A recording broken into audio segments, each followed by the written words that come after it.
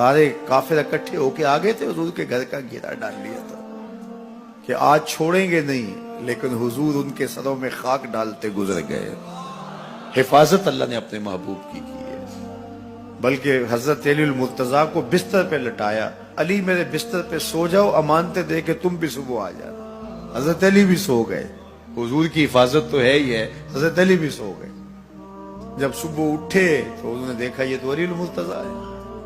اللہ اکبر، بڑے پریشان ہوئے کہ حضور کدھر گئے۔ اچھا، کسی نے حضرت علی سے پوچھا کہ تمہیں کیسے نیند آ گئی؟ ننگی تلواریں لیے وہ گھر کے ارد گرد تھے اور آپ چادر اوڑے سوئے تھے حضور کے مغالطے میں، وہ آپ کو بھی تو نقصان پہنچا سکتے تھے۔ تو حضرت علی نے کہا، حضور نے کہا تھا علی میرے بستر پہ سو جاؤ، صبح اٹھنا، امانتیں دینا اور مدینے آ جانا۔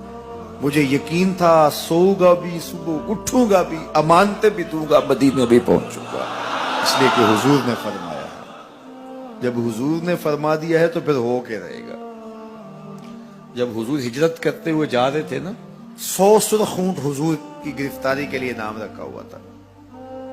سراقہ بن مالک یہ حضور کو گرفتار کرنے کے لیے آگے بڑھا اور اس کی لالچ یہ تھی کہ اتنا بڑا انعام ہے، مجھے مل جائے گا، لیکن اس کی سواری گھٹنوں تک دنس جاتی ہے، معذرت کرتا ہے، پھر ارادہ بدلتا ہے، پھر یہی ہوتا ہے۔ تیسری مرتبہ بھی جب ایسا ہوا تو سمجھ گیا کہ یہ تو میرے بس کا روگ نہیں ہے۔ اب اسے پریشانی ہوئی کہ جو آج اس حالت کے اندر بھی اللہ کی اتنی تائید کے سائے تلے ہیں، تو کل جب یہ دوبارہ پلٹیں گے اور مکہ ان کے قبضے میں ہوگا تو پھر میرے ساتھ نہ جانے کیا سلوک ہوگا۔ تو کہا کہ حضور مجھے امان لکھ دیجئے۔ تو حضور نے کیا فرمایا، سراقہ تو مجھے گرفتار کرنا چاہ رہا ہے، میں تیرے ہاتھ میں کسرا کے کنگن دیکھ رہا، میں تیرے ہاتھ میں کسرا کے، اس وقت کی سپر طاقت تھی کسرا، تو فرمایا میں تیرے ہاتھوں میں کسرا کے کنگن دیکھ رہا ہوں۔ تو حضور سے انہوں نے باقاعدہ امان لکھوا لی۔ اللہ اکبر۔ حضرت عمر کا زمانہ ہے، ایک جنگ میں حضرت سراقہ بن مالک بھی تھے، تو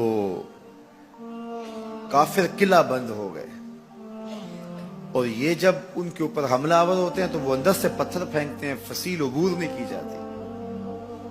تو سراقہ بن مالک کہنے لگے کہ مجھے آپ منجنیق میں ڈال کر کے ان کے قلعے کے اندر پھینک دو اور میں اندر سے جا کے دروازہ کھول دوں گا، تو پھر تم آ جانا۔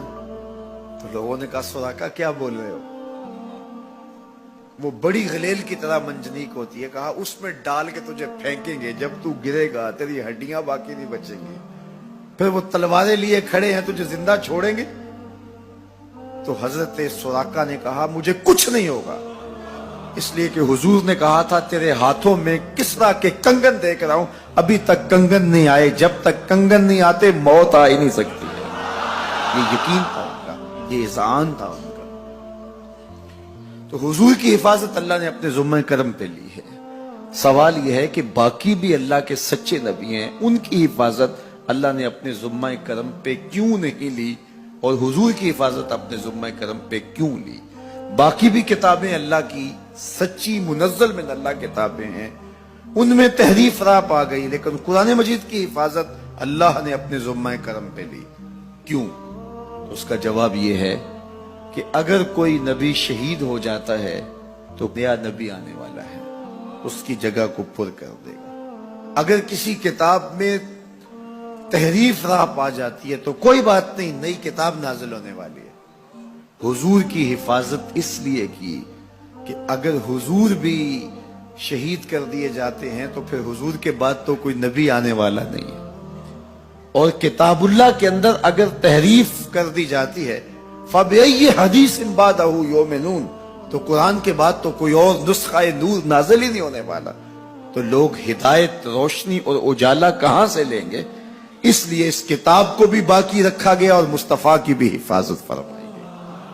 حضور کے آنے کے بعد اتمام دین ہو گیا. انا خاتم النبیین لا نبی آبادی, میں آخری نبی ہوں, میرے بعد کوئی نبی نہیں ہوگا. اور میں نے عرض کیا 100 آیات قرآنیہ, 210 احادیث اور صحابہ, تابعین, ائمہ اور بزرگوں کے ہزارہ اقوال